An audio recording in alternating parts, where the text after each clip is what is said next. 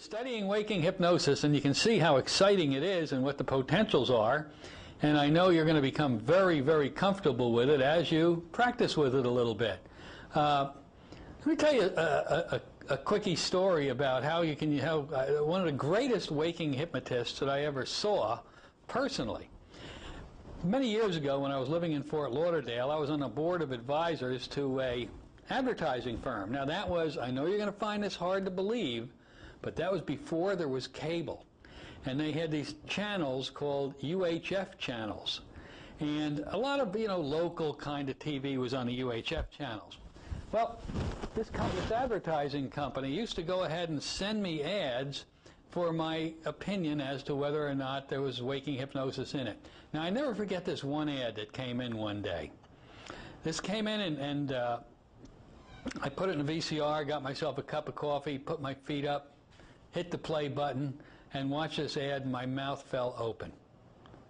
It was amazing. I said, this guy's going to make $1 gazillion. And what was interesting is on the tape itself they sent me, it said, in your opinion, in this little note, will this ad achieve CFB with the target audience? CFB is critical factor bypass.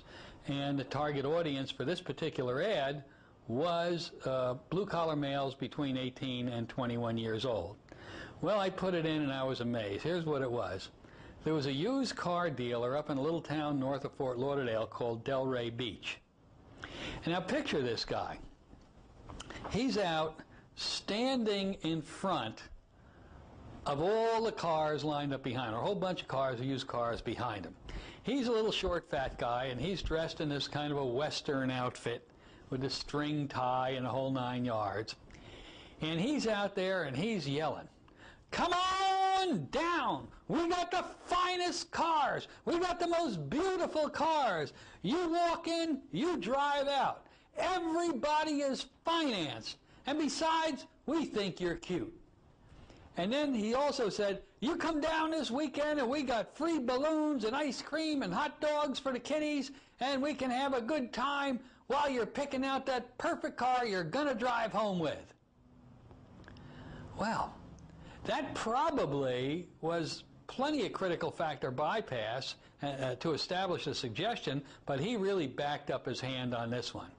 Because off to his left and a little bit behind him was this probably out-of-work